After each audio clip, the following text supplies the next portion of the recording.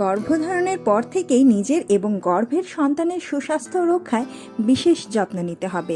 এই বিশেষ যত্নের অন্যতম প্রধান অংশ হলো সুষম খাদ্যাভ্যাস। গর্ভাবস্থার প্রথম 3 মাসে খাদ্য তালিকায় folic acid, iron, calcium, omega 3 fatty acid, zinc, protein সমৃদ্ধ খাবার রাখতে হবে।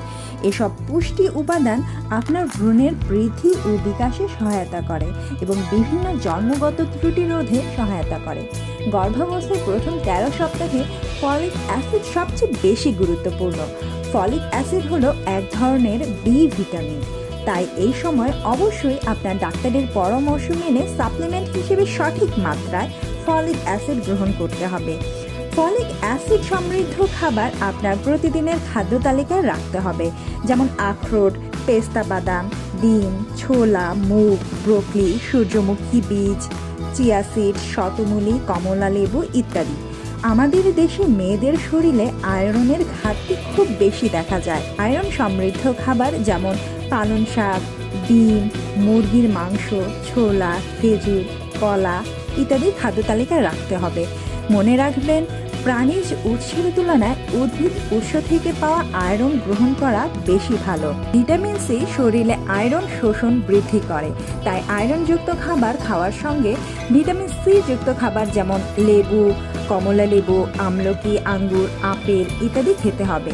একজন গর্ভবতী মায়ের প্রতিদিন 11 মিলিগ্রাম জিঙ্কের প্রয়োজন, তাই এই সময় সাপ্লিমেন্ট হিসেবে ডাক্তার আপনাকে জিঙ্ক ট্যাবলেট খাওয়ার পরামর্শ দেবেন। এছাড়া আপনার খাদ্য তালিকায় জিঙ্ক সমৃদ্ধ খাবার যেমন ডাল, ছোলা, ডিম, কাজু, চীনাবাদাম, সিমের বিচি, মুরগির মাংস, গরুর মাংস, দুধ ইত্যাদি রাখতে হবে। গর্ভাবস্থায় শিশুর হাড় ও দাঁত গঠনের জন্য ক্যালসিয়াম গুরুত্বপূর্ণ। ক্যালসিয়াম জাতীয় খাবার যেমন দুধ, দই, পনির, ব্রোকলি, বাঁধাকপি, ঢ্যাঁড়স, কাঁটাযুক্ত মাছ, টোফু, পালং শাক, ডুমুর, চিয়া সিড, ডিম, তিল, তিসি ইত্যাদি।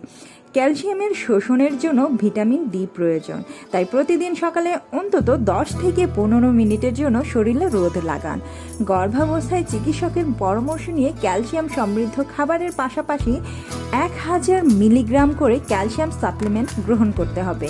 ওমেগা 3 ফ্যাটি অ্যাসিড শিশুর বুদ্ধি ও স্নায়ুতন্ত্র বিকাশে সাহায্য করে, তাই এই সময় ফ্যাটি অ্যাসিড সমৃদ্ধ খাবারের পাশাপাশি ডাক্তারের পরামর্শ অনুযায়ী সাপ্লিমেন্ট গ্রহণ করা ভালো। এই সময় মায়ের প্রায় 70 থেকে 100 গ্রাম প্রোটিন প্রয়োজন হয়, তাই প্রোটিনযুক্ত খাবার ডিম, মাংস, মাছ, ডাল ইত্যাদি খেতে হবে। কোষ্ঠকাঠিন্য এই সময় খুবই কমন ব্যাপার, তাই এই সমস্যা কমাতে উচ্চ ফাইবারযুক্ত খাবার যেমন বাদামি ভাত, ওটস, ছোলা, মুগ, সবুজ মটর, ভুট্টা, ব্রোকলি, শাক সবজি ইত্যাদি খাবেন।